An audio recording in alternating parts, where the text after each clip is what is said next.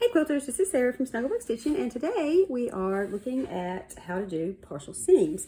I do have another block of the month pattern coming out soon, and one of the blocks is going to use some partial seams, and it's partial seams that are kind of similar to these right here. Now this quilt is my Partial Dreams quilt. It's a free pattern that I have on my site. I'll link it in the description. But if you look at these blocks, so we've got this white square in the middle and some strips around it. So let's say I decide I want to sew this strip on. I sew all the way down. But then I've sewn all the way down. How do I get this one to go in? How do I sew that one in? And same thing here. I sew all the way down, then how do I get this one to sew in? And no matter where you start, that's going to be a problem. And the way you do that is with some partial seams. And they're one of those things that kind of look intimidating, but then once you figure out how to do them, they're not that hard. And this is, this particular quilt, and the block that we're going to use for the sampler is about the easiest partial seams you can get. If you have ever seen any of my t-shirt quilts, those are more complicated partial seams, but it is the same principle. So let me show you what to do here.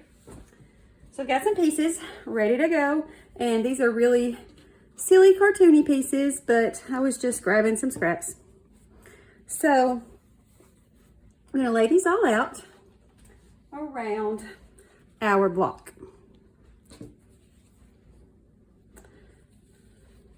And there'll be a diagram in the pattern that shows you how to lay them out, so don't worry about that. I'm gonna lay these all out around our block, and we're gonna start anywhere you want to really, but just for the purpose of this demonstration, let's start up here. So you're going to flip this over. You're going to start on one side. You're going to flip it over and line that up. And you're going to start sewing about midway through this block. So I've heard some people tell me that they were taught to sew all the way from one edge to the other and just leave a 1/4 inch at the end to cut the next pieces in. But you can do it that way if that's what you like to do, but really that's just making it a little harder on yourself than you have to. So instead, that seam will go about halfway down this block in the middle to the end. So I'm going to go to the sewing machine. I'm going to sew that 1/4 inch seam, and I'll meet you back.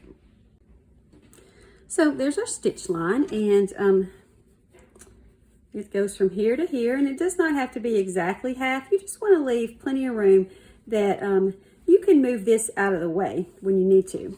So now that you've sewn that first partial seam, you can sew all the other ones as full seams.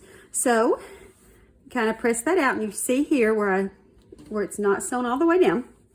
And once we have that, our next piece is going to match up with the length from here to here. So we can sew that next one as a full seam. And once that full seam is sewn, when it opens up, then the length of this piece matches up. So we'll flip that over and sew a full seam there. And now that we have this one sewn on, we flip that back. And now this last piece that we need to go on fits with this side from here to here.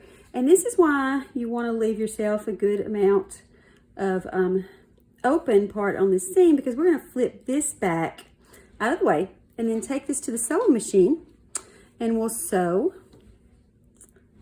that last piece in place. So now that that last side is sewn on, all you have to do is finish this seam that's still open.